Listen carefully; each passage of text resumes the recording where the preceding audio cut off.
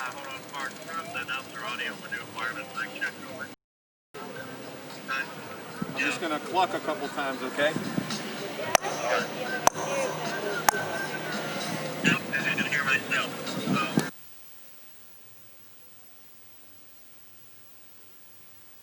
Well, good evening, everyone. Welcome here to the Kentucky Horse Park in the Alltech Arena for the 137th National Horse Show. We're very glad that you are here in Lexington or joining us all around the world on the World Wide Web. We thank you for joining in.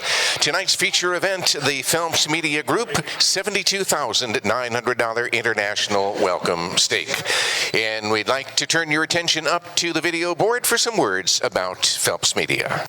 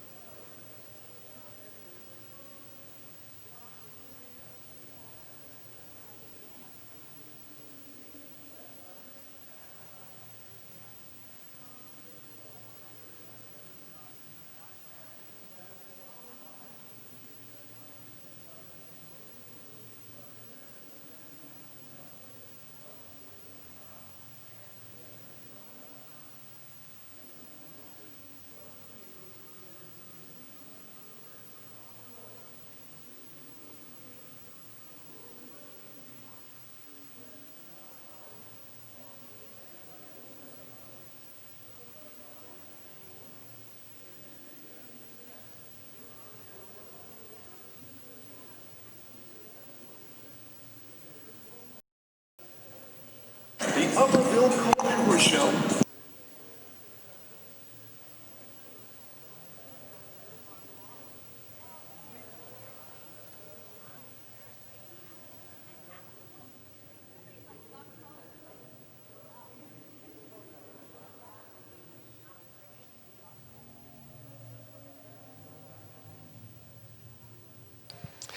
The National Horse Show dating back to 1883. It is the oldest indoor horse show in America and also one of the oldest of the equestrian sports in competitive sports. We have started, the social season was begun in the fall with the National Horse Show back in its day, finishing out the outdoor rides and coming indoors for the final season and finishing with the National Horse Show. For 100 years, our home was Madison Square Garden in New York City, one of the few sporting events that became legendary and identified by one name, the Garden. You know we're talking about the National Horse Show. It is about quality and tradition. We always bring top competitors here to the National Horse Show, and you will see them tonight in the International Welcome Stake. It is a two-round competition, time first jump-off format. We have 24 starters representing 7 nations. Canada, Ireland, the USA, Israel, New Zealand, Brazil, and Great Britain. 24 representing 7 countries looking to bring home their share of that $72,900 prize. One of the few opportunities left to qualify for Saturday night's Grand Prix here at the National Horse Show. I'd like to introduce our officials, the manager of the National Horse Show, Michael Morrissey. Our technical coordinators are Matt Morrissey and Pat Duncan. Our ringmaster, Mr. John Fransreb III, and our judges for our events tonight, Ralph Alfano, David Disler, and Kevin Giblin. Our foreign judge, Jose Gamara.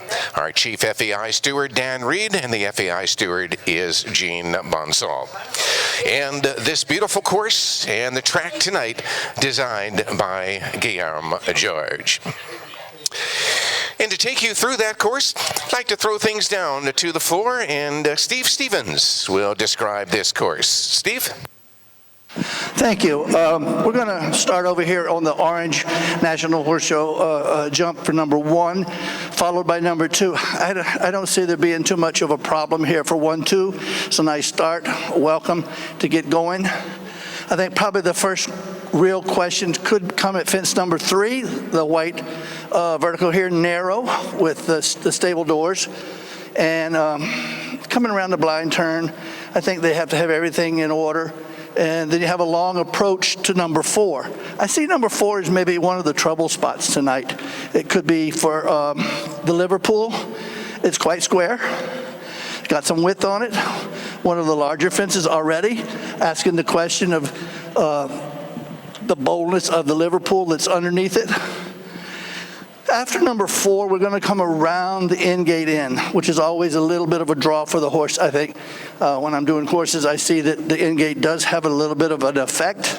It'll happen tonight a little bit, because number 5 is a very nice size oxer coming out of the in-gate. The rider has to keep everything going, but it's a line. A line means that you have to do so many strides between this.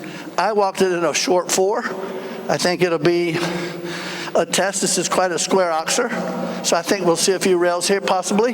Number 4, I think we're going to see some rails. 5, we've been seeing rails all day because of the black rails. It just seems to be a nice drawing card for the horse to run into and bump it off for number 6.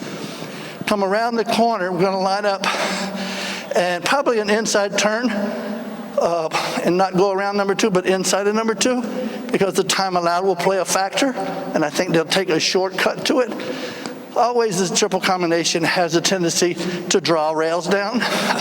You'll see it tonight, but I don't think it's an over-tasked triple. It's a nice, comfortable triple. Then you got a line. I walked the 6 strides to the Equijet, fence number 8. Also another square fence, going past the end gate again. It's going to play a part in the way the horse keeps his rhythm up. We're going to come back around this curve and pick up fence number 9, solid green rails, another dark colored rail as number 6 is. Could cause a little bit of a look problem in the depth perception. Number 10, this pretty big square oxer. The biggest fence on course would be your Longines triple bar. It's the biggest, tallest, widest, but it's a triple bar. Should not really cause a lot of trouble, but it's the line, the distance from this down from 11 to 12 AB. I walk it in a 5, going to the gate. Could create a little bit of a flat stride to number 12A, and the dark rails again. A little bit of a normal distance inside. It walks comfortable, but it could get a little bit short after the triple bar. They're going to turn the curve and finish up over number 13, the orange oxer. So trouble spots for me, number 4, possibly 5, 5, 6. We always have rails in the triple. So other than that, I think it's a very nice course, and good luck to the competitors, and back up to you, Ken. Thank you, Steve. Great course here from Guillermo George. I would like to encourage our riders to exit the ring and get ready for your rides. If you would please leave the ring at this time. I would like to introduce next to provide a welcoming talk, and here is the president of the National Horse Show. Would you please welcome Jennifer Berger.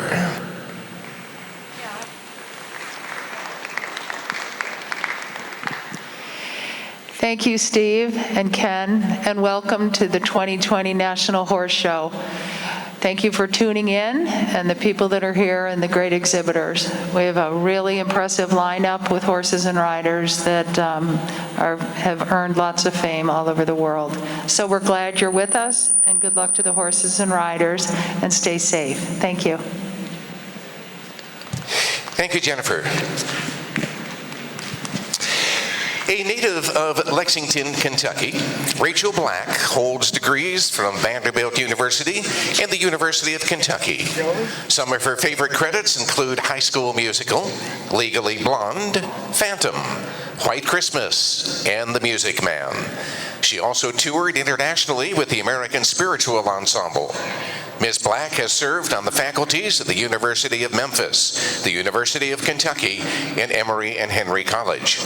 She is also a former equestrian who was lucky enough to ride with Robert Murphy, David Wright, and Phoebe Sheets. I'd like to ask you all to please rise, remove cover, and face our flag, and Rachel Black will lead us in our salute to the United States. Oh, say, can you see by the dawn's early light what so proudly we hailed at the twilight's last gleaming, whose broad stripes and bright stars through the perilous fight o'er the ramparts we watched were so gallantly streaming, and the rocket's red glare, the bombs bursting in air, gave proof through the night that our flag was still there. Oh, say, does that star-spangled banner yet wave o'er the land of the free and the home of the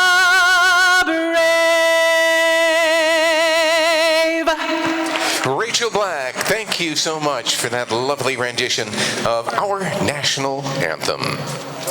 So we are just moments away from inviting in the first of our 24 starters for the International Welcome Stake presented by Phelps Media Group. Again, first round, as Steve described, fences 1 through 13, a time allowed of 80 seconds. There are 16 jumping efforts over those 13 numbered fences. And again, 80 seconds is the time allowed. As the riders come into the ring, they'll receive a bell tone signifying that timers are ready, judges are ready. They have 45 seconds to get to that first fence and commence their ride. If they exceed that time allowed, 80 seconds, there will be one time penalty assessed for each 4 seconds over the time allowed. I'll let you know what you're having up here. So we're in for an exciting evening. I hope y'all are ready to go out there wherever you are on the World Wide Web. And again, our thanks to the Lindsay Maxwell Charitable Fund for being the sponsor of our live stream. And again, it's nice to know that you're out there, as we have some restrictions on the number of people available here in the ring, but we do have some folks that are here with us in Kentucky. But we are so glad that all of you out there on the web are tuning in to the 137th National Horse Show here in Kentucky. And here to welcome our 24 riders and the class tonight, Mr. John Franzreb on the coaching horn. Good luck, everybody. Good luck.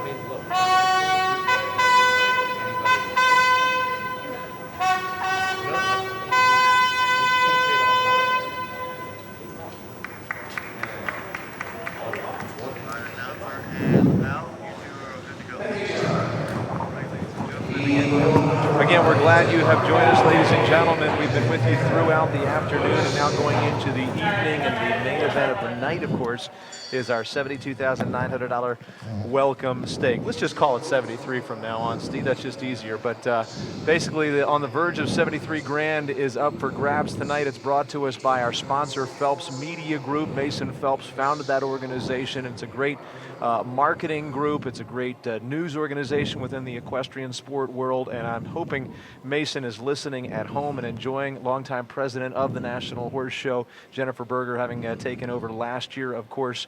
But again, I believe Mason's out there, and want to welcome him and all of you who are listening on this streaming broadcast. The broadcast itself brought to us by the Lindsay Maxwell Charitable Trust. And here we are with the top of the order rider for Canada. It's Mario Delarier aboard Iris de la Roque, the Aramant-Bagumium entry. Mario, the youngest World Cup winner ever back in the mid-'80s. He's been a representative of Canada and as well the U.S. at one point, but now, of course, with his original Canada citizenship, continues to be a valued member of their team. And Steve got to give us some highlights of the course during the preamble to this first horse. Talked about some of those trouble spots that Mario's had no issue with so far. The time allowed here, by the way, 80 seconds. And again, this is Iris de la Roque. Yeah, it's funny that Mario's stepdaughter wears the colors of the United States, and she's participated on team classes, and her dad was on the Canadian team, and they were competing against each other at a very big event. Right, that's one of the cool plot twists that happen within the jumper world. No problem here. 13 is clear, as are the rest of the jumps in 76.79, and he is very nicely under the 80-second time allowed. So Iris de la Roque, again, in a penalty-free 76.79 time. If you were watching earlier during the international class, this time format is going to be familiar to you. If you were watching just during the junior and the amateur jumpers, you may not be as familiar. 76.79, of course, we're only timing to the 100ths of a second here, and that's the rule for an international class. We also have a little bit of a different guideline for time faults. Every commenced 4 seconds over the time allowed will bring a single time fault here in our international scoring. We've got Jordan Coyle coming up next. Of course, first one went penalty free. That bodes well for a jump off tonight. Jordan Coyle for Ireland is going to be here aboard Elan Farms Picador. Picador was actually a winner with Jordan Coyle. In fact, last year at Spruce Meadows, they had about 6 wins there with a Table A and a Phelps converted victory this season. In fact, just a couple of weeks back, it was his winner in Tryon, North Carolina. And it is a 13-year-old bay Anglo-European warm blood by Lupicor. Yeah, everything seems to be nice and comfortable so far. Nothing showing up to be a really hot spot. Well, we've only seen 2, but still. Down here, that broken line there from the triple, that's you got to figure out what your track's going to be and stay on it. The 6 got a little tight. The horse jumped up, kind of lost his arc a little bit. Same there. Also, it's funny that it was on the 2 broken lines that he sort of gave up in the air. 1, 2, 3, 4, 5. And he got a little tight coming out when he put the pressure on from the triple bar to the double of verticals. And I think he's going to call it quits because he just passed up number 13. Yeah, after you have so many knockdowns there, you feel like maybe it's just not necessarily a point to complete the course. He chooses to retire from the round. Again, that was Jordan Coyle. And so he'll exit with no score in the class tonight. Now remember, you do need to complete one of the international classes to be eligible for that Saturday night Grand Prix. So having pulled up here tonight, of course, means that this will not be his qualifying class. He'll have to do so in a later event this week. You pass up that opportunity, but maybe you do so thinking I've got a much better opportunity in one of the other events anyway. They're not going to be How many are we going to see go forward for the big class? Well, I think every one of these, we have enough riders that every single one of these riders can be eligible as long as they've completed. Just one for each, but as long as he might have made a mistake by pulling up. Well, that's what I'm saying, but it's not just this class that qualifies, that many of the international classes, so he's got more opportunities, but... Yeah, but he was only 1 fence from being qualified. Right. That was... And that's something that maybe you lose track of a little bit, but we'll see. I think maybe he might have not calculated that out the best. Well, he retires from the round here tonight. We move along then to Megan McDermott. She's aboard Counterbalance LLC's H.H. Callis. Of course, she represents the USA. And Megan McDermott, 25 years of age. She is our third in the order. We've got a rider for Canada already clear. She'll try to be the first one for the U.S. She's been very busy this summer in Traverse City, Michigan. Had a couple of runner-up and top 5 placings in Grand Prix there. More recently, she's been competing at the ever-popular Tryon shows. Knockdown at number 9, of course, puts 4 faults on the board right now. It's one of those darker color fences like the black fence. And here we're coming down here to a double of verticals on the 5 strides. Handle that well. Good effort over that. Yeah. That out of that combination, huh? Yeah. She's kind of set back at the right time and got him off of it. That's what you have to do. Once you jump into something like that, you gotta set up and balance him up and sort of hold his hand. You can't just leave him alone and expect him to think, oh, I got the room in there. You got to tell him you don't have room in there, and you got to rock back on your hocks, which is the push power of the horse's hind legs. And these are big verticals in that combination anyway, and they're airy to boot. And dark. And dark. Is dark as in paint job. 1.55 meters tall, both 12A and 12B there. It's not huge, okay? It's 5 feet 1 inch. I mean, big enough. I wouldn't want to try it. Not on foot. I would. Horseback, maybe. Not on foot. You know, we see this all the time, so we tend to every once in a while take it for granted or downplay it a little bit. But this is a tough task. I mean, no matter what you want to say about it. I mean, these horses, these riders, they get used to it, but a lot of these riders make it look easier than. This is not a warm-up class. This has got enough money that it counts tonight. Money and qualifying implications they for said Saturday. Now that you said that, we have to put up $100 to make it 73,000. 50 each, whatever. Okay, 50 each. We're watching Bull Run's Risen and Kristen Vanderveen. Bull Run Jumpers entry is in here. Could you call Mason? Yeah, maybe Mason can up the other 100 bucks. There you go. Mason, give me a call. So she's had victories recently over there in Tryon, North Carolina, Traverse City, Michigan as well over the course of the summer. Very, very successful rider with a nice big string of horses. She's already given us a victory tonight. Yep, she already had the win in the welcome class, or the open class. Yeah. The first class of the division. She's the only one that can win all the classes. Right. She's still eligible to sweep the division. Yes, she is. Can't win them all unless you win the first one. She's already done, and the only one. Now, she's not running and gunning here aboard Bull Run's Risen, though. Whether or not she'll have time issues, I don't know. We got 13 seconds left for her to get around to the finish. Well, she's got a rail there coming out of the final combination. She has her reins a little bit long, and maybe she just couldn't balance him up quite enough. She rides with a long rein. Yeah. You know, and so when you jump in a combination like that, you got to be a little bit more compacted probably. And he kind of got into ate up that 26 feet inside. She gets 78.69, so about 1.3 seconds under the 80-second wire. And there's the replay going into the combination. Not enough maybe rein in hand to get him back, as you were saying, to get him sort of backed up off of that second vertical, and that's the rail that comes down. I mean, that's her style. It's not that she rode something different today. She always rides that way. But that particular line put her down there in a forward step, and then she didn't have quite enough, backup balance to get him off of B. Well, but again, she's already had a win tonight, so she's got a little money in the bank. Her 78.69 time with 4 faults puts her right now in the 3rd place. We've still got just Mario Delaurier clear. Kent Farrington, of course, is always a rider who's got a big chance at winning. He's already been a back-to-back winner in the Grand Prix here just a few years back in 2015 and 2016. A team rider, as I mentioned earlier, in the Olympic and World Equestrian Games with silver and bronze medal team efforts in those outings. World Cup finals on 5 occasions. Pan Am Games, he's been a team gold and team bronze medalist as well. And just win after win after win as an individual in Grand Prix. Many of them coming up in Traverse City, Michigan this summer, and also placing nicely in the Tryon Series more recently. I enjoy watching this horse go because he's just like all try and energy all the time.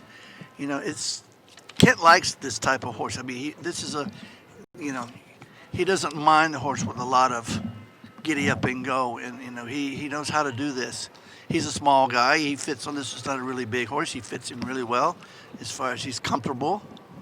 But, I mean, this is a sport where if you're not huge in stature, you've got good balance and good athleticism, it can really, really pay off. And he's a strong guy with serious athleticism, right? So, did anybody ever see the video that he did, the challenge? well, I'm sure many people who are fans of show jumping goodness. are also fans of Kent's and have watched it. One-arm push-ups with doing a handstand. Right. See, he knows how to make that work. He just got in there and he set up there, and that horse just pats the ground for him. Can we get a second clear? Yes, we can. Fault free in 75-72. Credence will be tied with Uris de la Roque. The rides for Kent Farrington and Mario Delarie, respectively. And so they will be coming back. And he's fast. And he's a fast one as well. Hunter, I would turn up that clear round.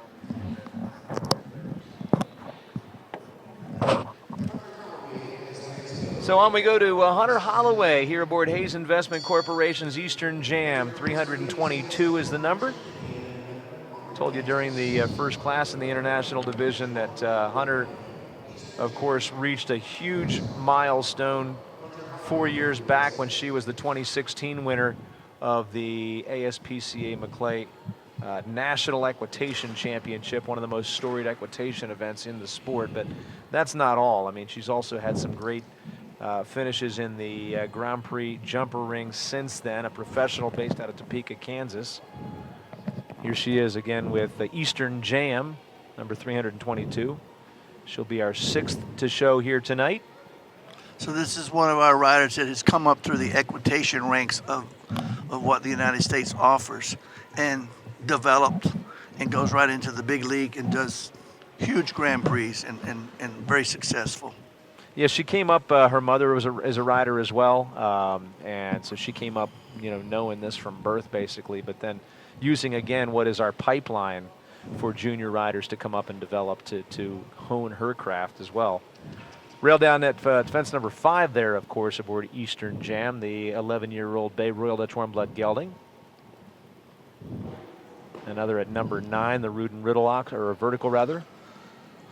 I thought 5 when I walked the course. I thought it could be an issue coming out of the end gate, and I also talked about the dark colored rails at number 9 also could play a part. From 5 to 6 has not fallen as many times as it could have from being on the forced rides and being a little bit short, but I think these professional riders know how to set the horse up for that. The juniors and amateurs they lack that balance ability in a lot of cases.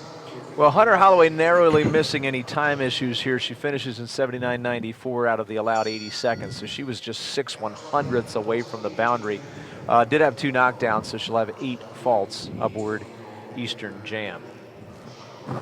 79.94 with 8 faults. Another rider who you got to feel good about maybe having a chance to get into this jump off. It's Alex Granado up next.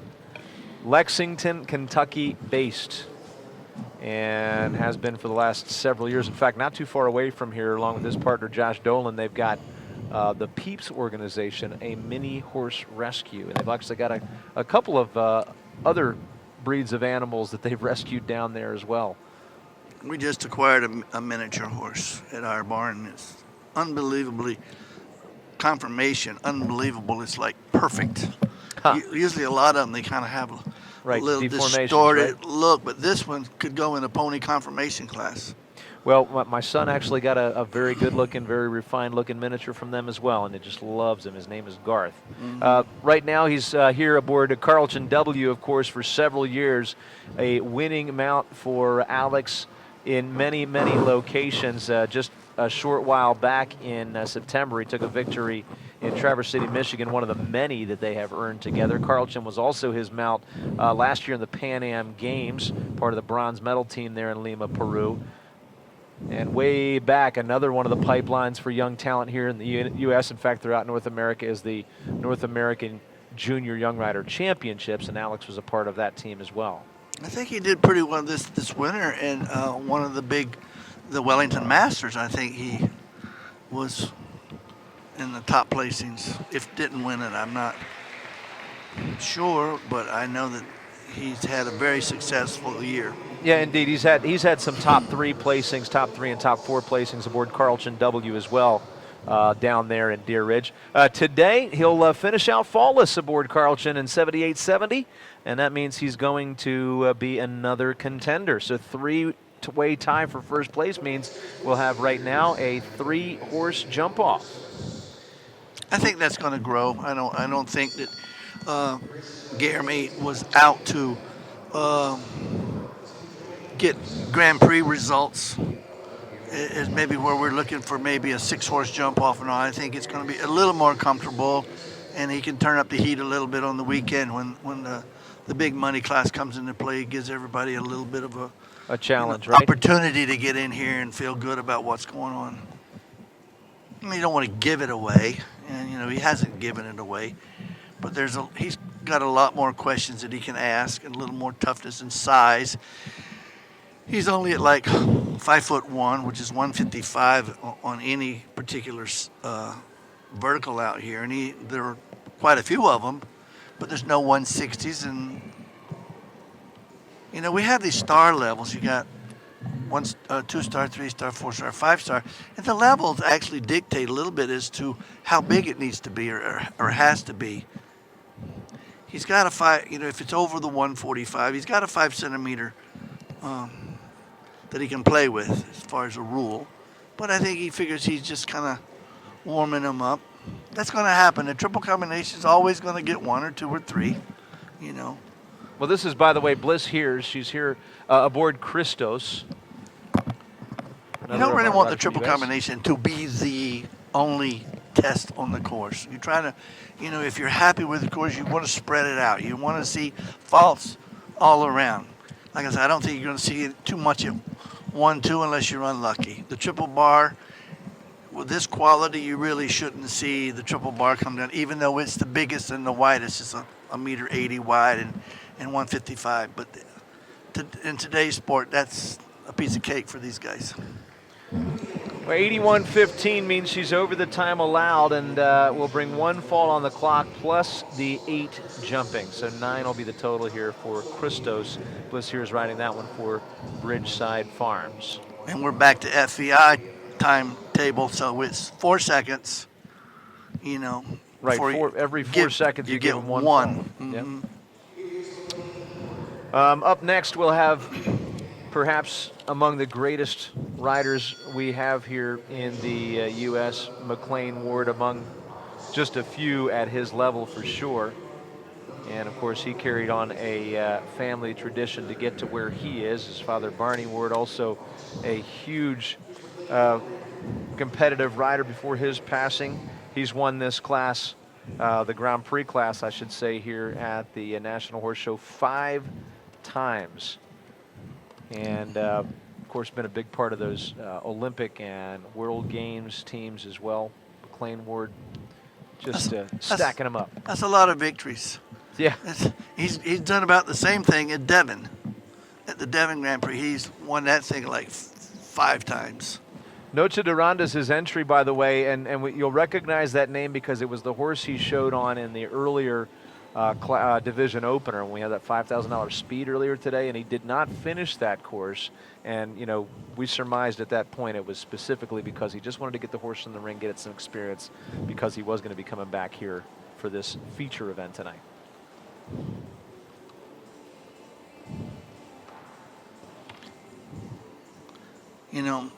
McLean is made of the right stuff, like a lot of these top riders are.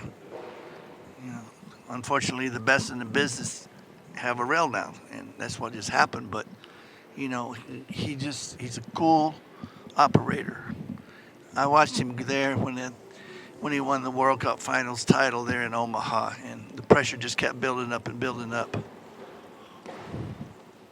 Now he's probably going to say, if you want to have one down, I'm just going to let you I'm going to leave you alone. And let you do your thing and learn your own lesson, huh? Yeah. Pay attention to yourself. Now here's a rider, though, that chose, as we know, this class is one of the qualifiers for the Saturday night event. And again, what you have to do there is you just have to complete one of the international jumper classes earlier in the week to be eligible for the Grand Prix. Just by completing the course, even though he racked up some penalties there, McLean is in fact qualified as he finished out there aboard Noche de Ronda this time around. 83.64 his time, and he has 13 total faults.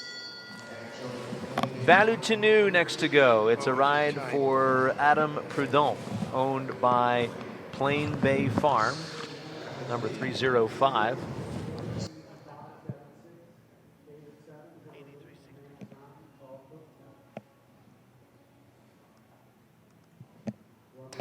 We're talking about the qualifying. If we had 40 or 50 in the class, this would have been a different story. You'd have to narrow them down to less, right? Yeah, you would have to be a little bit hoping that you would have a little bit better night than what maybe McLean just had, because that 3 rails down could keep you out of qualifying when they want to take maybe the best 30. Right, and to be honest, I mean, here at the National Horse Show, that would have been a typical thing in the past. Now, because of the way things have gone this year, we've got some less numbers here, and it's not quite as crucial to get into that Grand Prix, except that you do still have to complete one of these courses. We're watching Valutenu, as I mentioned. Been a good mount here for Adam Prudhomme. Recent victories earlier this month over in Tryon in the Grand Prix and Open Jumper ranks there. You know, we know his mom and dad really just, icons in the horse world. And Adam sort of didn't start doing his thing until later on. He just got into it and he liked it. Same thing a little bit with Nick Della Gioia. Yeah, and they're contemporaries, right around the same age, and both of them waited until late in life. They were around it all that time, and it just goes to show that you can absorb a lot of that information, a lot of that talent just from being around it. But that gave him a great leg up, and he's had some good success. And today, of course, is another of those successes, making it faultless aboard Valutenu, the 10-year-old Bay Hanoverian gelding. So he'll be another contender in the jump off. He is clear. And now it's Mario Delaurier, Kent Farrington, Alex Granado, and Adam Prudhomme, all qualified. I have to go back to Adam. He'd probably saying, why do I want to compete against my mother? She's the best in the business. She's not showing as much as she used to. No, so she's giving Adam a little bit of slack, huh? Yeah, she's a little bit of room. Yeah, she's focused in on his career and their business, and they've got a great business. Katie and Henri both are unbelievable trainers. Unbelievable trainer. Daniel Blumen is in, riding here on behalf of Israel. Now, I talked to you a little bit about Daniel earlier on. His grandfather, a Holocaust survivor, and after the Holocaust, moved his family to Colombia where it was safer. Daniel, born in Colombia, grew up there, and he's returned to his roots just a few years back, having earned Israeli citizenship and rides now for Israel, is here aboard Colostina H once again. And Colostina H is his 10-year-old bay German warmblood mare by Colestis. It's got an unbelievable jump, but a little bit looks like it could get into trouble the way he jumps so high. He jumps up so high, puts out so much effort, and it makes it a lot of work. But what a trier, huh? When he leaves the ground, my goodness, you don't know where he's going to land or if he is going to ever come down. Well, and coming into the triple combination, I noticed maybe it was just the angle here, but it looked like there was a little bit of left to right drift on the approach of those jumps and almost worked him a little bit out of that triple combination. Daniel did a good job of keeping him down the center once he got control and get him an over. Of course, the Equijet jump fell after that triple combination, so he's got 4. As a rider, this is not easy to set on, that little extra kick.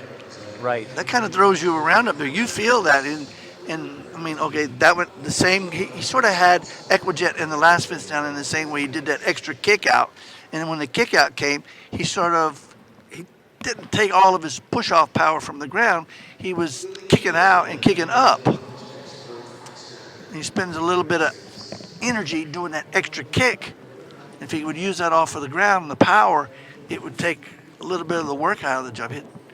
But unbelievable amount of height and firepower. Colestina's coming out of the ring, sort of looking around a little bit. Almost from this angle, looks like he's saying, "You see what I just did? See how high I can jump?" Next we go to Faster. Lily Keenan riding the Chansonet Farm LLC entry. We're about halfway through the group here with our 12th on course now. Lily Keenan, another of our past winners of the ASPCA Maclay back in 2013. She's also gone on to a lot of success as a professional. Spent quite a bit of time in Europe and also competing successfully to ribbons here in the U.S. One of her most recent outings aboard this horse, Faster, resulted just last week in a top 3 placing there in Tryon Grand Prix action. Faster, a 10-year-old chestnut Royal Dutch Warm Blood gelding. And she put in some academic studies in a really high-end school. Indeed she did. Another one of these riders who's balancing a professional career with attending school as well, and a fantastic personality to boot. She's also an entrepreneur. She has her own clothing line that we've been hearing out. I saw the lily jacket, in the ads. The week.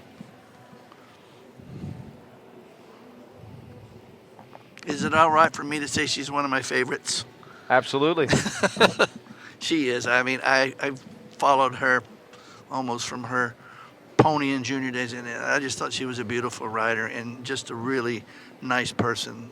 The whole family is really into it and behind her and supportive. Yeah, her mom Pam, as you were mentioning the other day during our actually, I grew up with, one of your contemporaries, right? My career was, at the same time as her mom, and boy, was she a good rider.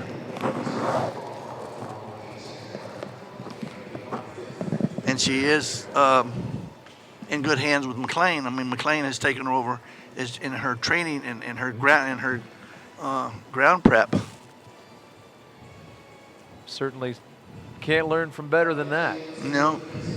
Well, nice job there by Lily. Faster is going to have to show whether that name is appropriate in the jump-off round. As I said, she's on a pretty good streak recently, having gotten a couple of top 3 placings recently.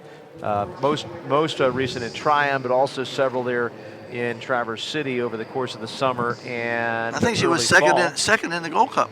She was. Yep, she was a runner-up there as well. I was saying Traverse City when the Gold Cup took place in its 50th anniversary.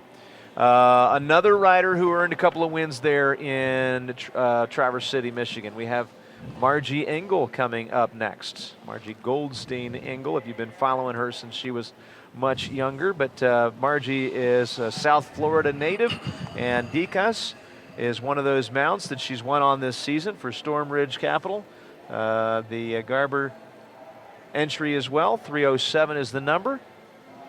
We talked about Traverse City. Traverse City this summer was one of the larger events that actually produced FEI level competitions, and a lot of these riders want to stay in the rankings and they want to do FEI competitions, and Traverse City had a full-blown series of FEI, so you found a lot of these top riders. Not to mention that Michigan. The Morrissey Management Group did an incredible job of putting that show together in trying conditions. Many folks who ran shows this year know that it was very difficult to do so and still fall within the protocols that were recommended. But the Morrisseys, I would say, bar none, did it just about better than anyone. And they did it for an extended period of time from June all the way up through September.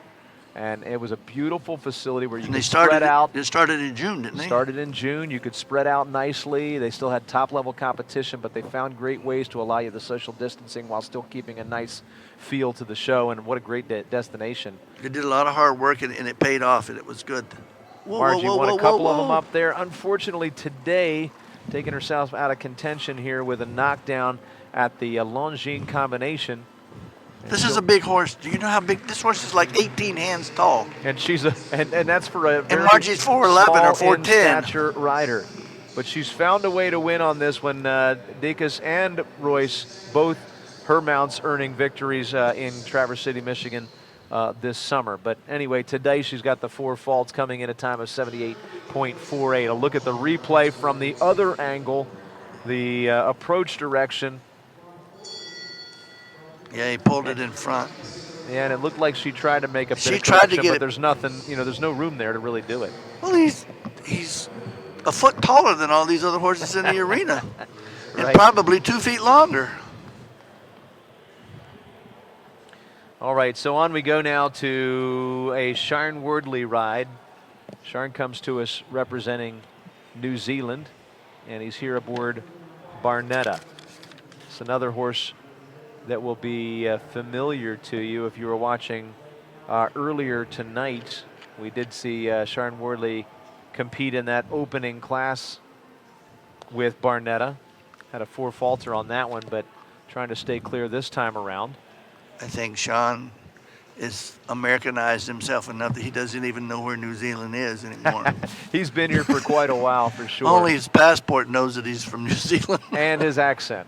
Yeah. Although I'm sure he has to work to maintain that after so much time here. Oh, that 4-stride got him there. Rail down there at fence number 6 for Sharn. Kind of rolled over his front end a little bit.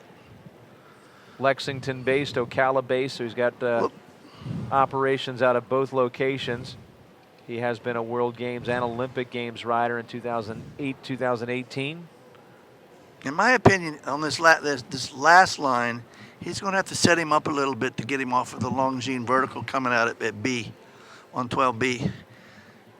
Because he wants to jump. by the way wants he to jump goes. over in, with ease, and then. Whoa, And you were right. wow. My crystal ball still works. Oops, don't. Oh, he's not going to. Oh, he's already finished on one, hasn't he?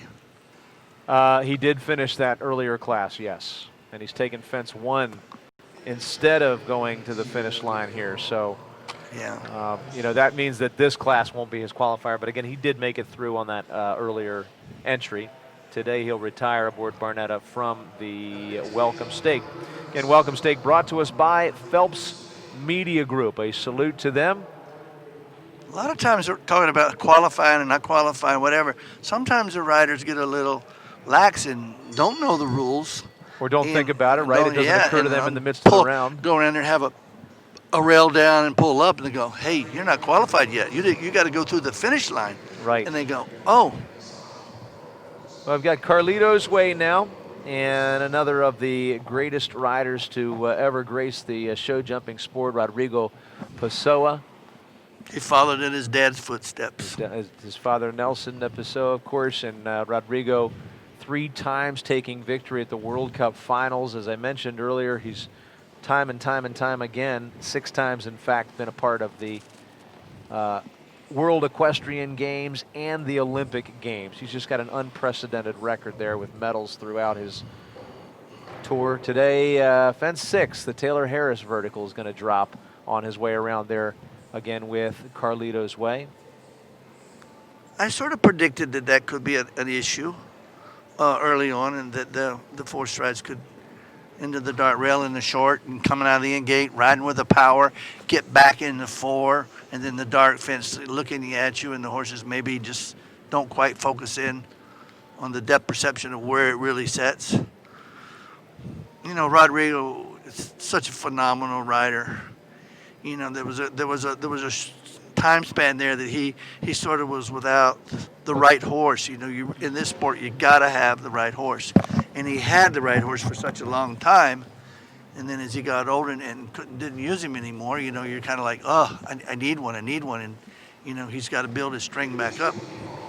Yeah, and any legendary horseman, I guess, would say yourself that you're nothing without your horse. I mean, that would seem apparent, but sometimes people get the glory, people get the introductions, people get all the accolades, and when you really think about it, there's a lot of fortune involved in getting teamed up with a good horse. Sometimes that's through a sponsor, sometimes you purchased it and developed it yourself, but doesn't it fall true in any sport? You take Indy race cars, and it's big time. You got to have the sponsor behind you to be able to afford the machine to get you there.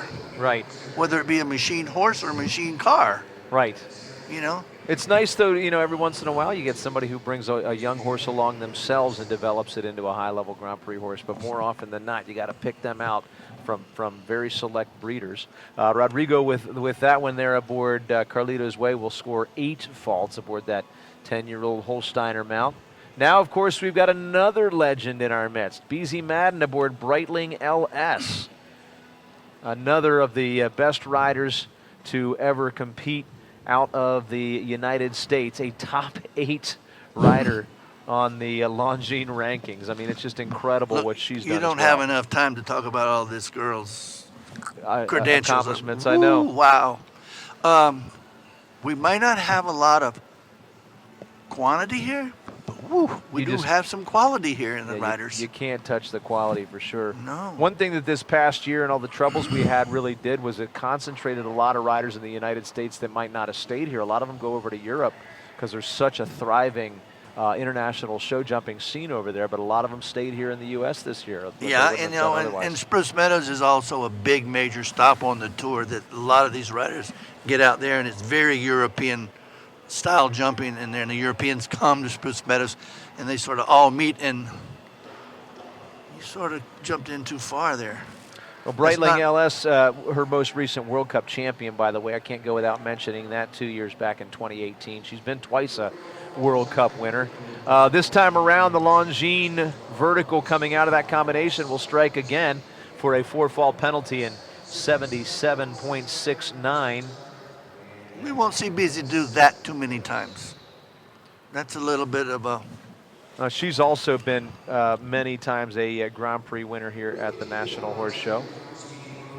She had one of the highest flying victories back in 2018. When they send the trophies off to get engraved, the engraver calls it, is it Beasy or McLean? Right. they just make the assumption, right? Right. Yeah, Beasy, I think 3 times has been a winner of the Grand Prix at the National Horse Show, dating back to 1989. So she's had a long span of big wins here at the National. You know, I did a big event. We had those $1 million classes that Hits ran, and we were talking about earlier today. We had that one class that had only one clear round. Well, I had the $1 million class, and Beasy was the only clear round. Right. But I thought that was well deserved. Right. That had to be a tough one, and I know you had to design it masterfully. $1 million payday and only have one clear. That's a perfect course. Yeah. All right, so now Devin Ryan is with us. Devin rides LL Show Jumpers entry Eddie Blue. And Eddie Blue got in a little deep trouble there. Eddie Blue, also a mount here for Devin in the World Equestrian Games in 2018. World Cup Finals. He was actually the runner-up that same year, and last year was a World Cup finalist aboard Cooper. So he's been to those team and world individual championships multiple times. In fact, he was part of that gold medal there in Tryon for the U.S. team on American soil, and that was quite the exciting sport there in North Carolina. Eddie shows you that he's quite a quality horse. He got into that Liverpool. He was quite deep, and he jumped up, but he didn't give up. He tried to get out of it, and he was a little bit deep at number 9, and he showed his quality talent that he just knows, you know, this combination knows each other quite well, but he just shows you that I am a quality horse. Look at that tight time, 79.69. Wow, almost over the time allowed, but Eddie Blue does it. Eddie Blue, the clear finisher there, and another one qualified to get into that jump off. Nicely done for Devin Ryan. We're sitting on 6 clear rounds now.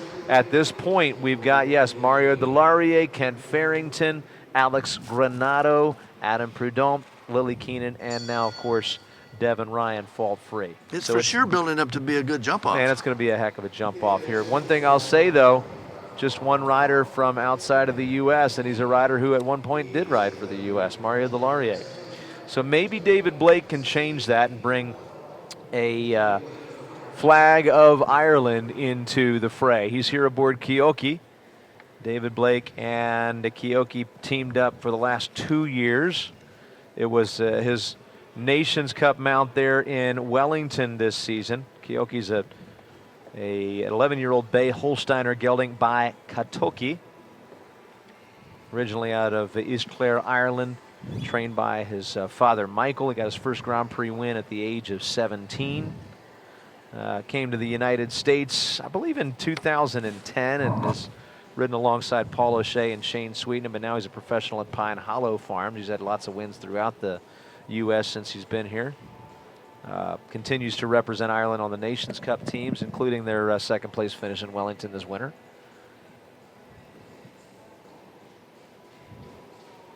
The triple's been proven to sort of be comfortable tonight. I think we've only seen a couple rails down over there.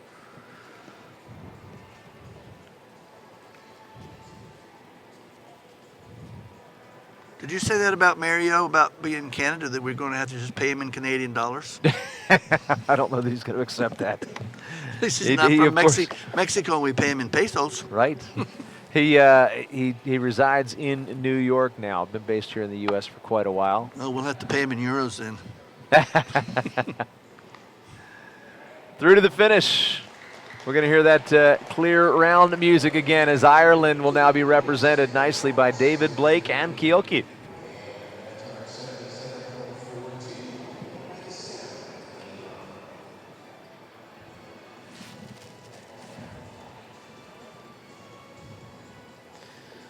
All right, onward.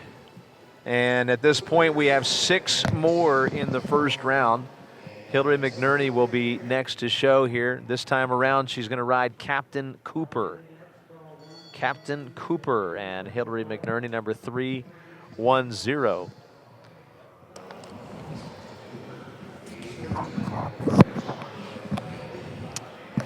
So Hillary is a 29-year-old rider, again up on Captain Cooper.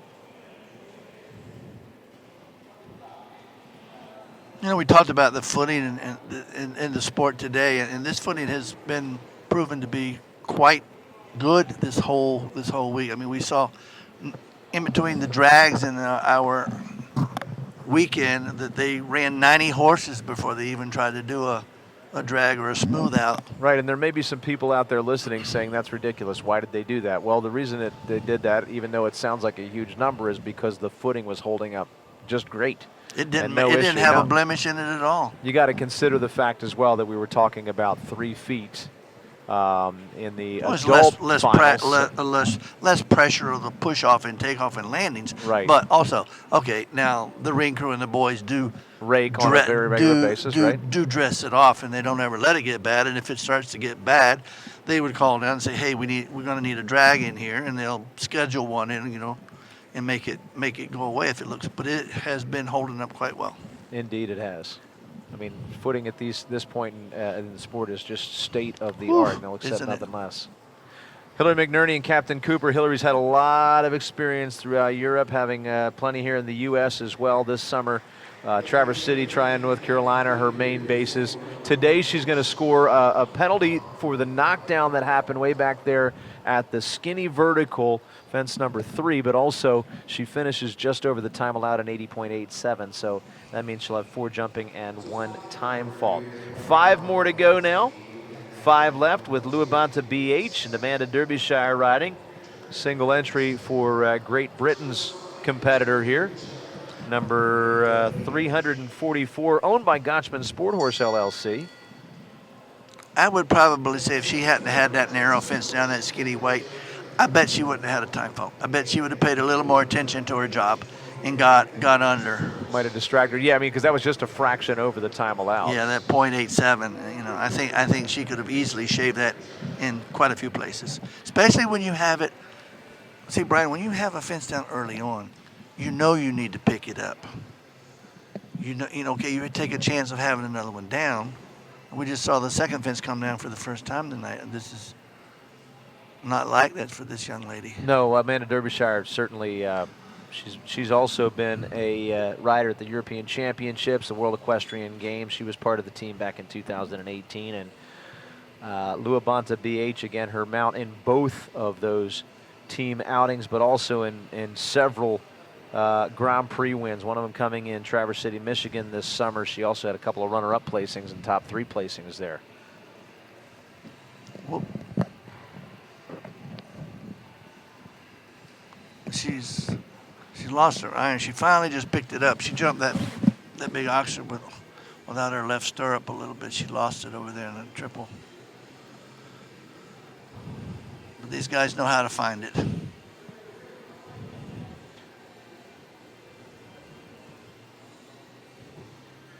This horse gives quite a nice effort too, huh? Yeah, I've seen her name in the winner's circle a lot when I watch the Tryon Grand Prix and all. She's a player.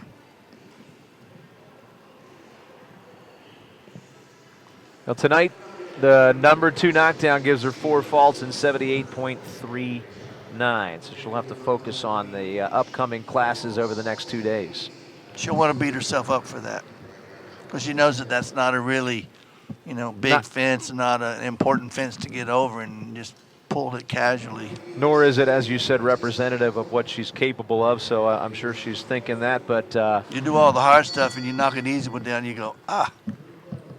Nonetheless, she's got a couple more days to earn ribbons here. By the way, it's worth mentioning that our schedule at the National Horse Show, another part of the adjustments made here in this COVID year, has been greatly condensed. Used to be an additional day. Started on Wednesday with competition and made its way all the way through Saturday. Now it's just Thursday, Friday, Saturday. So less days to earn that prize money if you're in the international ranks here in 2020.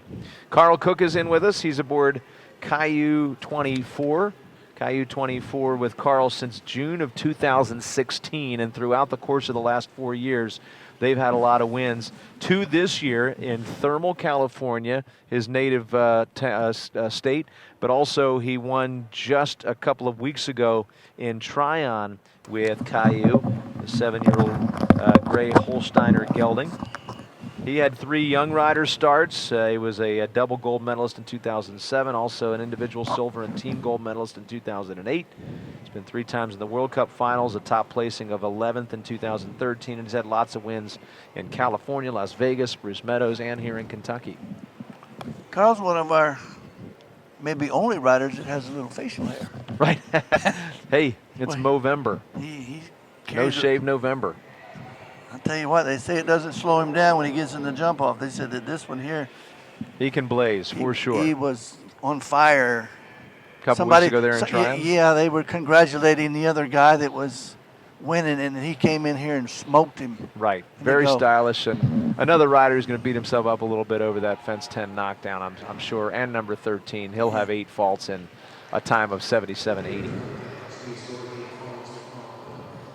Yeah, I got to see that round actually there during Tryon when the talent search was underway, intermingled with some other competition, and got to see that Grand Prix finish there. So, and I've seen Carl many times also that out horse west. he went to the left corner just a little bit. He ducked off on him a little bit. He went and he kept fading to the left as he approached number 10. He just faded, and like he just kind of cut down on it in the back of it. Shane Sweetenham coming up now. Shane is based here in Kentucky and in Wellington, Florida. Of course, if you follow the sport, you'll be well aware that he has, for a long time, been a part of the Irish teams. He's shown for Ireland on countless Nations Cup outings. Also in the European Championships, gold medal for the team back in 2017 aboard Chalky Z. World Games in 2018, he was also a part of that effort. He's been a World Cup finalist back in 2013. I think you need to call Productions. I think the typewriter broke on the name.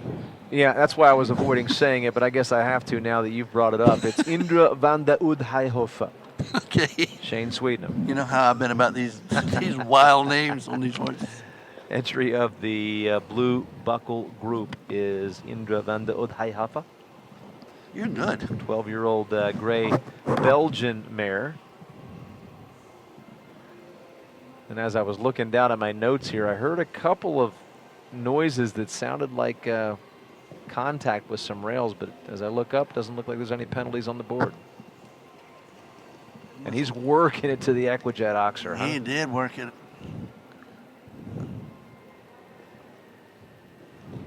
Shane spends a lot of time here in Lexington, being based there at Spy Coast Farm right next to the horse park. As we mentioned earlier, that fantastic warm blood breeding operation is getting well established now here in the U.S. But as a result, we get to see him compete quite often here at the horse park, and I've seen him with lots and lots of wins here. He worked that out well, but he But ducked. it was due to a lot of his effort, huh? He cut in on him.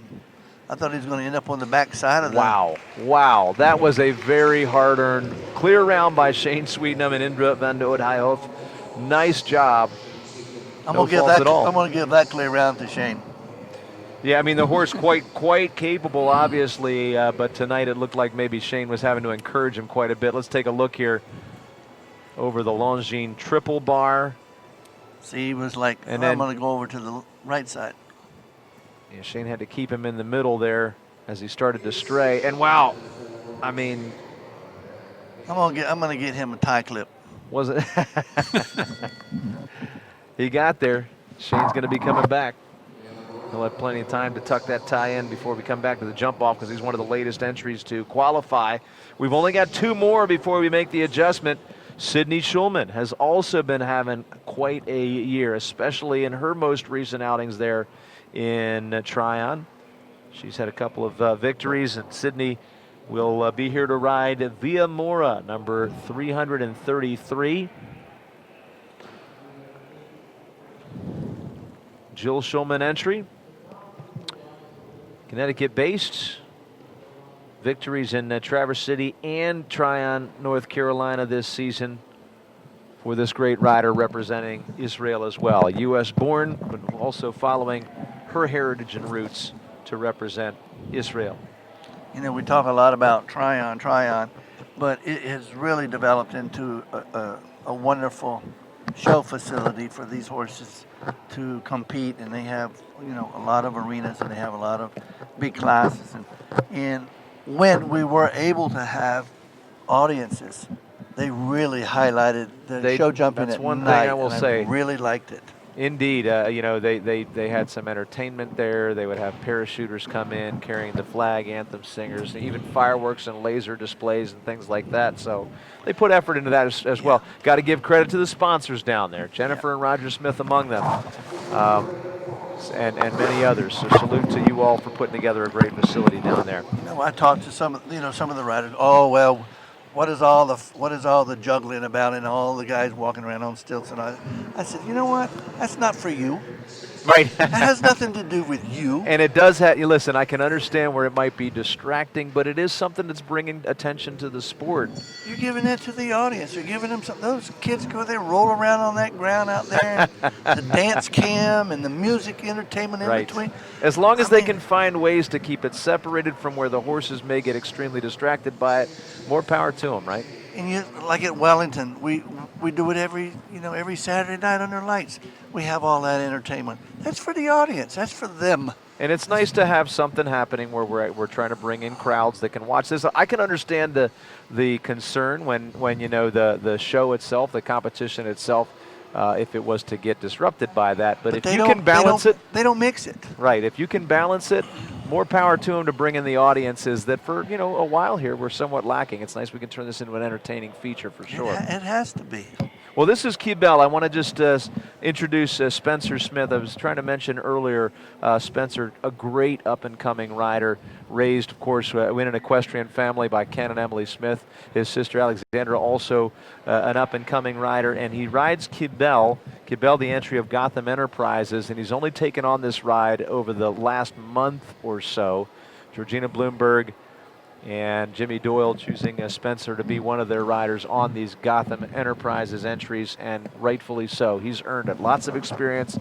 He's been in Europe with Eric Lamaze over the last couple of years. This year he's stayed here in the U.S., and I'm glad because we've gotten a chance to see him compete to some wins in the Grand Prix. I think his mom and dad did the right thing with him. They put him out on the tour with a real champion, and he has learned and become a horseman.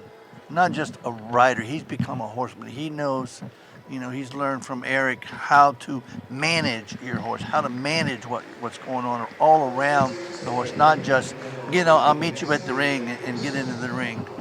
Right. Eric took him under his wing, gave him a lot of experience, and it looks like that's paying off here tonight. Spencer goes penalty-free. I think he's asking the guys to wait here. They're trying to be efficient in getting the jump dismantled and ready for that jump-off round. He doesn't want that to affect his horse, Kibel.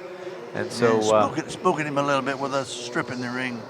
Right. The guys are trying to do their job. I don't blame them for that, but I can understand Spencer being concerned as well and just wanting to make sure that that doesn't put him in a disadvantage. Or you need to let him get out of the ring. Give him a chance to do that, right. They jumped the gun a little bit on him a little bit. But these are hardworking guys. Tractor Work's going to come in. They're going to bring in the trailers so they can remove the excess material, make way for the jump off. We'll tell you about that, Steve. Here we have it. We've got 9 entries out of 24 that got into that jump-off round. Among them, there is Maria Delarie, who was the original rider in the order there with Aaron Mampagumium's Juris de la Roque. Just after that, about by 4 rounds, Credence and Ken Farrington. A couple rounds later, Alice Granado with Carlton W. Adam Predon with Balitinu. We'll have Faster and Lily Keenan, Eddie Blue and Devin Ryan, Kioki and David Blake, and also Indra van de Oudheihofe and Shane Sweetnam, and Kibel with Spencer Smith. So 1 for Canada. We'll have a total of 6 for the U.S. and 2 for Ireland, vying for the winner's share of nearly $73,000. And yes, Mason, I did ask if you'd call me just because we wanted to see whether or not you can put up the additional $100 to make it a nice round $73,000. Just a joke, but anyway, thanks to Phelps Media Group for their support of our welcome class here tonight. Glad you guys are listening. Stay with us. Don't go too far. It's a chance to maybe step away and grab a beverage or a bite to eat, but don't go very far because in just a few minutes we'll be back with a very exciting tiebreaker. If you listen to the names I just told you, you know it is going to be pedal to the metal for the money tonight. I'm going to pick a winner. All right. You are right now? Maybe. Let's wait till we come back. Keep them on their edge of their seats. What do you think? All right, they can go get some popcorn. Go get some popcorn and a beverage. Some Kool-Aid, maybe. See you in a few.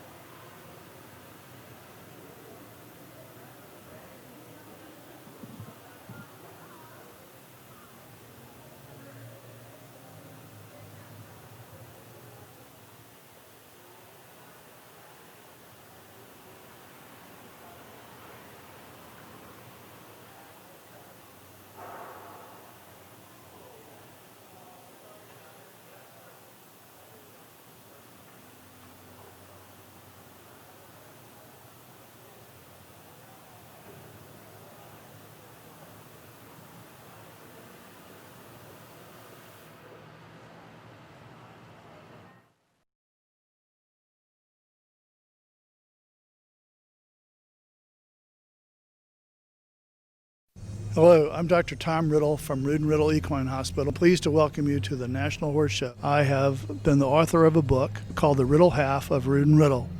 It's available at Rood & Riddle Veterinary Pharmacy, 859-246-0112. Thank you.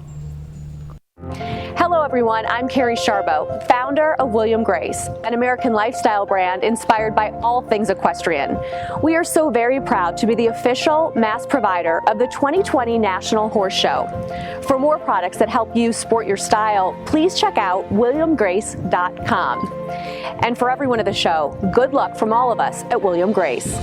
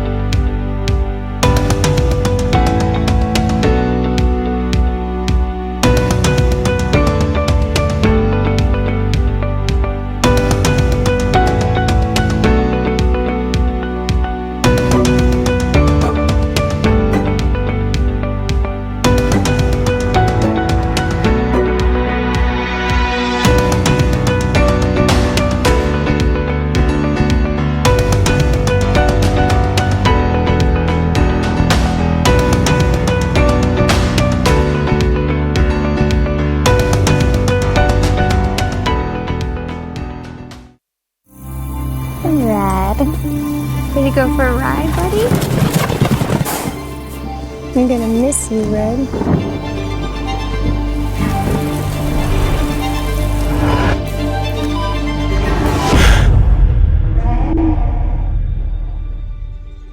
Grayson Jockey Club Research Foundation provides the best equine research to treat the horses we love. I missed you, old boy. Established in 1982, Rood and Riddle Equine Hospital is a worldwide leader in equine healthcare, providing a full menu of specialties of services and treatment for all breeds and disciplines of horses, from the family companion to the high-performance athlete. Learn more today about Rood and Riddle Equine Hospital. Visit roodandriddle.com or call 888-773-4838.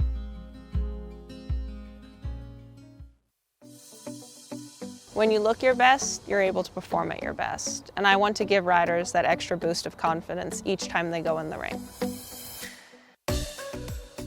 I'm partnered with Flying Changes to present a new line of equestrian jackets. Their garments are exquisitely tailored and made of the finest quality fabrics.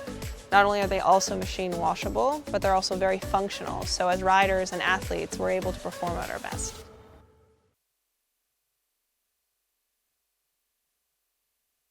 Hello, I'm Dr. Tom Riddle from Rood and Riddle Equine Hospital. Pleased to welcome you to the National Horse Show. I have been the author of a book called The Riddle Half of Rood and Riddle. It's available at Rood and Riddle Veterinary Pharmacy, 859-246-0112. Thank you.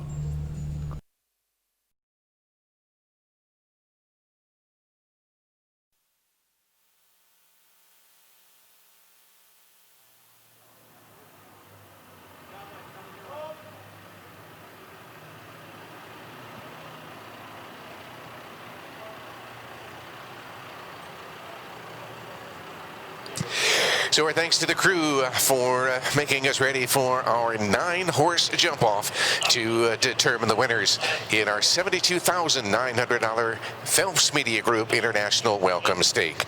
8 jumping efforts here in the second round in the jump-off. The first fence is fence number 15. That is what was the final fence in the first round, the orange oxer with the white, orange, and black rails. They take that going towards the gate as the first fence in the jump off.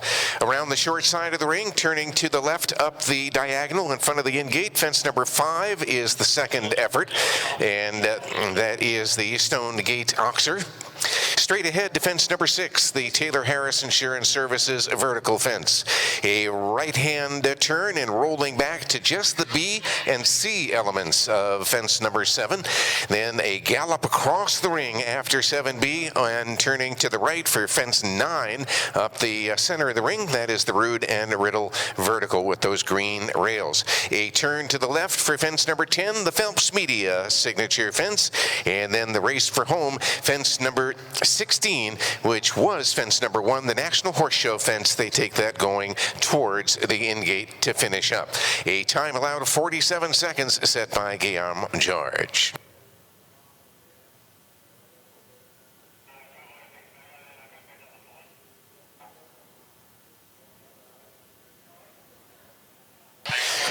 So again, representatives of Canada, the USA, and Ireland. 3 flags, 9 rides here in the second round.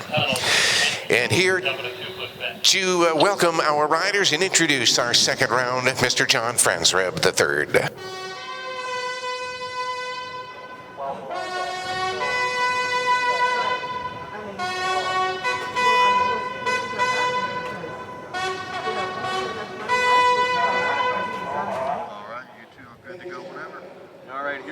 Top of the order coming in to jump off now.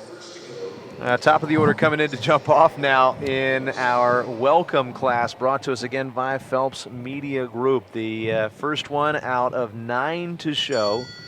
Right now they're tied for first place, but that's not going to last long. Fast and clear is the objective here. Fence number 15, then 5, 6, 7 BC. You can see that 7A has been removed, so after they jump 6, they can make as sharp a turn as possible to get back to those turquoise fences. After that, 9, 10, and 16. Fence number 16 is a orange, black, and white vertical going away. So here we are with Mario Delaurier aboard Juris de la Roque, the sole rider for Canada who's qualified. Are you going to ask me who my pick is before we went to commercial? Well, better get it in there quick because you got one already underway. Who is it? I'm going to go with Kent. Kent. Okay, we'll see what happens. This is Mario Delaurier, number 10. The Phelps Media Group Oxer is the second to last fence, and he's at 30 seconds there on the landing side. Coming around the bend of the last jump now, 16, and that one's down. Wow, 37.69 all the way to the final jump before he has a rail. Mario and Juris de la Roque with 4 faults. I'm going to have to wait. I'm not going to have to wait very long to see what happens, but I'm going to have to wait a long time to find out the results, aren't I? I guess. We'll see what happens Canada's here. in next. Let's take a look at that replay coming around the bend from a nice angle on the approach. It didn't really look like... Well, takeoff was good. Looked like he was in good shape there. Maybe just could have tucked his legs a little more, huh? Yeah, I think that wasn't that didn't, as we said, Mario didn't cause that one. That was, horse just rubbed it. Good balance and everything coming to it, and just stood off where I think you should have stood off, and just kind of jumped a little low. How dare him knock the first fence down? Going the other way. Just an unlucky one there for Mario. 37.69. Now let's just for a quick second think about if that rail hadn't happened. What did you think about that pace? I thought he speeded up at the end. I thought he started getting a little bit faster near the end of it. Okay. When he came around in the 9-10, and then to the last fence, he did this very nice and smooth. Got the inside turn to go back to the combination after the Taylor Harris, but I think it could be done. I think the number of steps and the fastness of the steps. That's kind of why I'm going with Kent, because his horse is always, Kent's having to hold him back. He doesn't have to push this horse. This horse is go, go, go, and Kent's just riding riding all that energy, which he does unbelievable. Right. Unbelievable. And not nearly as technical a course here in the jump off, obviously. So, he doesn't have to worry about being as exact. And the horse is right? a little horse, and we're indoors, and it doesn't equal to if he has to do something big outdoors, he just goes faster. Right. Instead of using the length of his stride, he doesn't have to take his stride and lengthen it out to 14 or 15 feet, because he probably has a normal stride of about 11. Right. But he gets those reins up there kind of short. You got a handful of reins right there, right up on the crest of the neck. Very upright frame there. This horse very refined looking in Credence. And this horse can pat the ground and fire off the ground, land cut, duck, twist, anything he needs to do. Mm-hmm. But Kent likes, that's his type of horses. Other horses are agile like that. Right. I mean, I guess, like horse-like rider. You wouldn't want to put him on McLean's great big allure. Right. That's not gonna work. Yeah, that's a good point to make, is that you got to have a horse that matches your own style. Look at that jump, though. Here is Credence again with Kent Farrington. Ooh. This horse is careful. He doesn't want to touch anything. I'm going to jinx him by saying that, but oh my goodness. What a tight turn there. Wow. And then the horse just melts backwards and gets out of the way. And didn't even really have a second to look at that jump before he had to jump it. Last fence coming up. And oh my goodness gracious. Thank you. Wow. 33.25. Can you make up any time on what we just saw from Mario? Yeah, 33.25. Unbelievable there. Nice job by Credence and Kent Farrington. I'm pinning the class now. All right. But that's exactly what I saw in the first round. In a jump off like this, you're not going to catch that. I'd love to see that one again. Let's see where he takes off from here. I mean, that's a scopy little horse over the top of the standards, making the cut to the left to come around the end of the ring. And look at this. Here we get another one. I want to see this one. Bingo. Look at him. I mean, what a jump. Wow. I mean, when he leaves in front, he pulls those legs up and then he fires out behind. I mean, he's got a lot of scope, too. I don't want to tell you I told you so. But you did. Alex Granado is in. Carlton W. This is another one that you could count on. For several years, a big winner for Alex. And, I mean, this is also a horse that goes around with some incredible style. We're at 10 seconds as we round that bend. Just keep an eye on that. Remember, he's trying to beat 33.25. And I mean, he's giving it a heck of a shot. Sure he is. And not much a wider turn than Kent had there, but maybe a little bit. Now he comes around the bend, trying to beat 33.25. Can he do it? I think maybe. Wow! Oh, just behind. We love having the differential up on the board. 0.36 seconds over for Alex and Carlton W, putting him into second place, but by a very narrow margin, 33.61. He did good. Well done. Very well done. All right. That's I didn't think they were going to get that close. Even that close, right? I didn't think they would get that close. But after he came around number 10 to come backwards over the number 1, which is the new number 16, I mean, he was smoking to that last fence. Yep, indeed. You know, and if you want to win, you know, at this level in the sport, you're gonna win it or you lose it. You take a shot at it.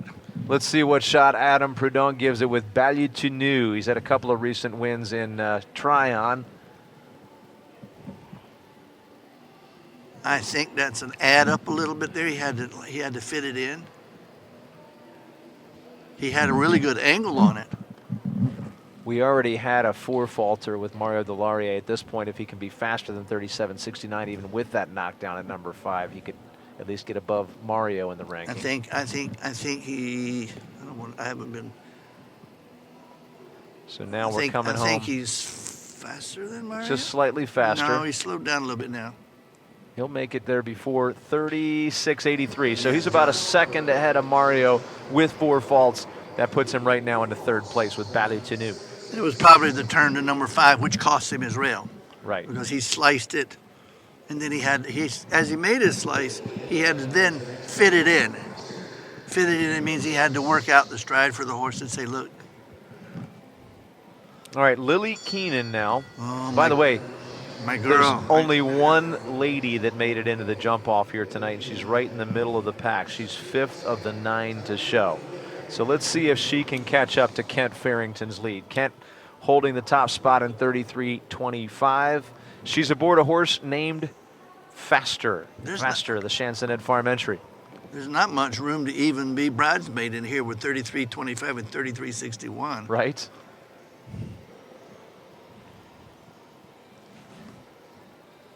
Smooth. Turning in the air. Absolutely. Good. Faster put in a good effort there getting out of that combination. A little slower in this turn. Kind of got the same type of fence as Kent did. He had to kind of prop back and get it. She's got 4 seconds to catch up. It's going to be tough. Running out of time there. Still a respectable effort nonetheless. A second and a half back, 34.75 for Lily Keenan. And Faster, 34.75 with no fault. So she goes into third place. Our first 2 horses is going to be hard to sneak in between them or get over the top of them. All right, Eddie Blue now, the ride for Devin Ryan coming up next. There's a replay of Lily as she wraps up the round over fence number 16. Eddie Blue and Devin Ryan, part of that gold medal team out of the World Games a couple of years back. Also a runner-up there at the World Cup Finals for Devin. So this horse has achieved at the highest levels of competition for team and individual honors, and he's cranking them up. He's opening him up. I think he's going to give it a good shot at it. Good angle.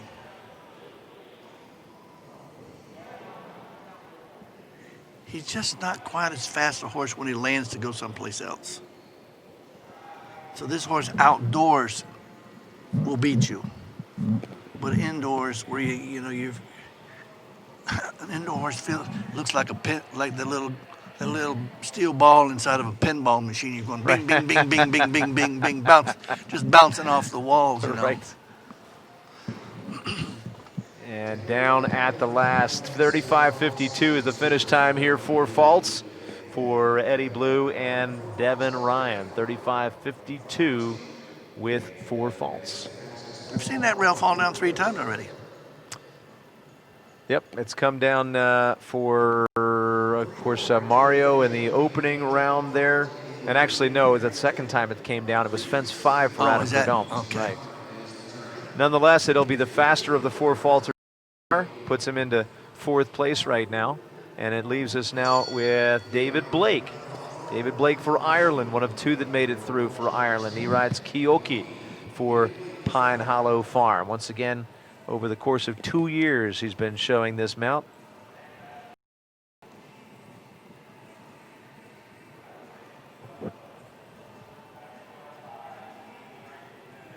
Third in our World Cup class here last year at the National Horse Show. Using a more direct line to the fence. Lots of folks kind of went out and jumped that one a bit right to left. He's out a little far there. Just when we start talking out a little far, we're talking inches now. Right. Now, and again, that turn back there is a place that I've sort of taken a mark. 10 seconds is where Alex Granado was on that turn back from 6 to 7B. So David was a little behind there, and then he ended up with the knockdown at number 9 as well. So 4 faults right now in a time of 36.85. So right now it looks like he's going to go into 6th place with Keoki. 3 clears, 4 falters. You've got now Shane Swedenham for Ireland, owning or with the Blue Buckle Group owned entry, Indra van de Oudheihof. This is the first of 2 left to go. Farrington leads the way. You said he was going to be hard to catch, 33.25. Alex Granado came close, within 0.36 seconds of his time. That scared me. You thought you were going to be wrong, and you don't like to be wrong, do you? Don't know. Shane Swedenham and the Blue Buckle Group's Indra van de Oudheihof now are in.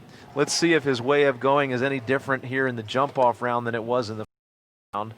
Shane had to definitely keep things in line there when he qualified to come off with the Indra. You know what I say? You show me a good loser, and I'll show you a loser.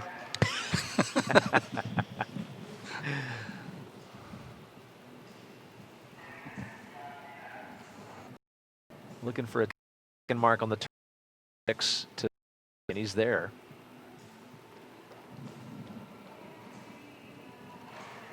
He's at 15 seconds of the landing side of 7C. Remember how tight this turn was for Kent in the winning effort. He's going to pull that one down, unfortunately. The Phelps Media auction on the last jump, and a little wider to approach the final jump there. And he gets there in 35.09. He'll be the fastest of the 4 falters at this point anyway, putting him into 4th place with just 1 left. Spencer Smith was the last one to qualify with Kibel. Fairly new mount for Spencer, owned by Gotham Enterprise LLC. And he is here and ready to challenge. See if he's got what it takes to outpace. Again, Kent Farrington. I'm not too sure he's really going to go out at. Well, we'll see. It'll surprise me a little bit. I mean, a new ride. He still wants to create a relation with this horse, and be ready for the Grand Prix, jump clear around the Grand Prix, and maybe not go, all out to try to win this one. I have to say that I did see Spencer show this horse in a couple of big classes in Columbus a couple of weeks back, and I think I've called it right. I think he's just taking a nice, smooth ride. Come home with a double clear. We'll get crazy.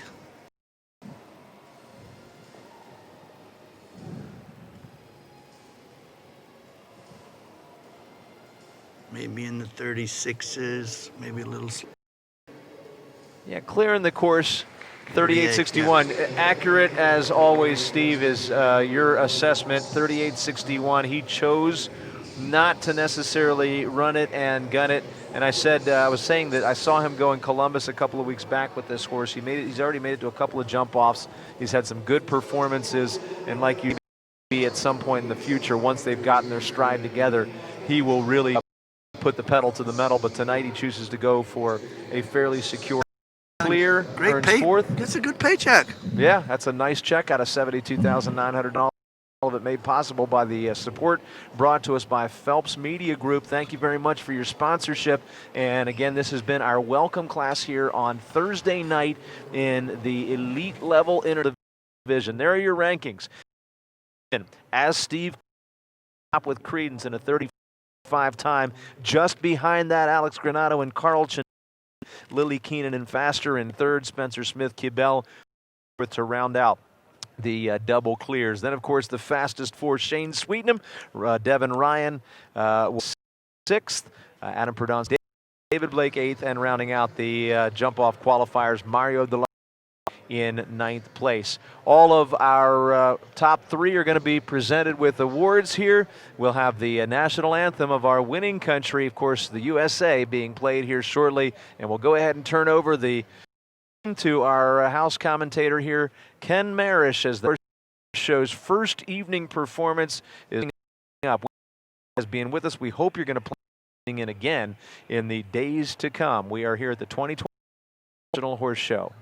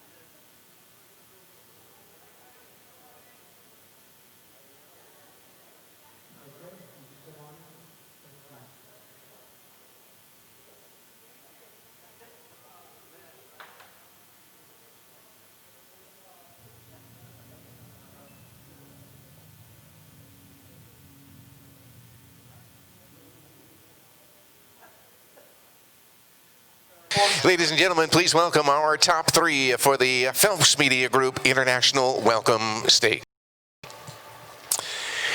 And I'd like to welcome to the ring for the presentations and representing Phelps Media is the Vice President of Phelps, Lenore Phillips.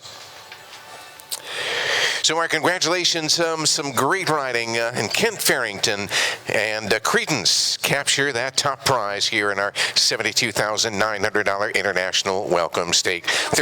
33.25. It's Credence and Kent Farrington for the win.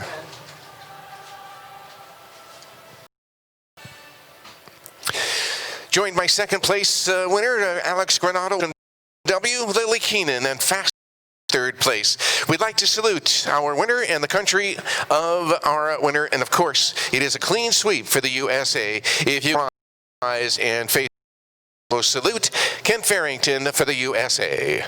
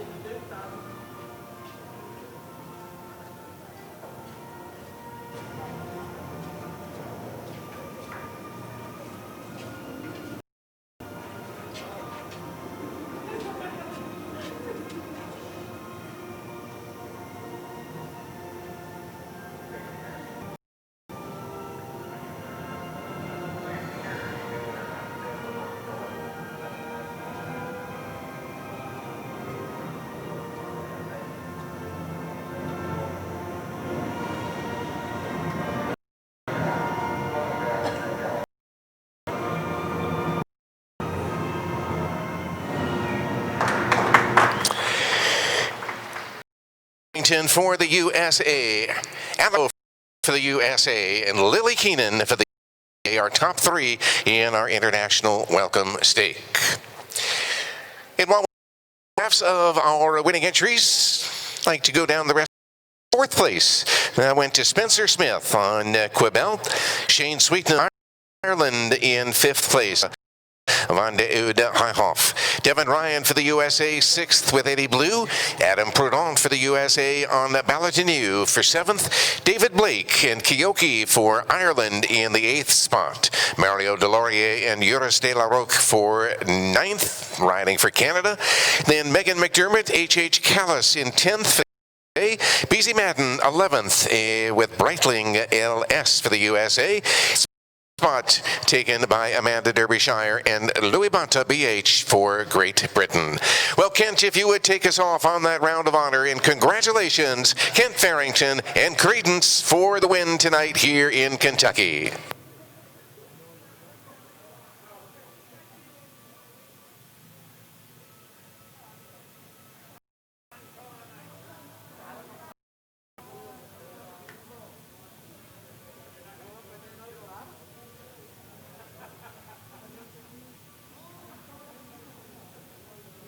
So Kent Farrington riding for High T McNerney, and Kent Farrington with Credence.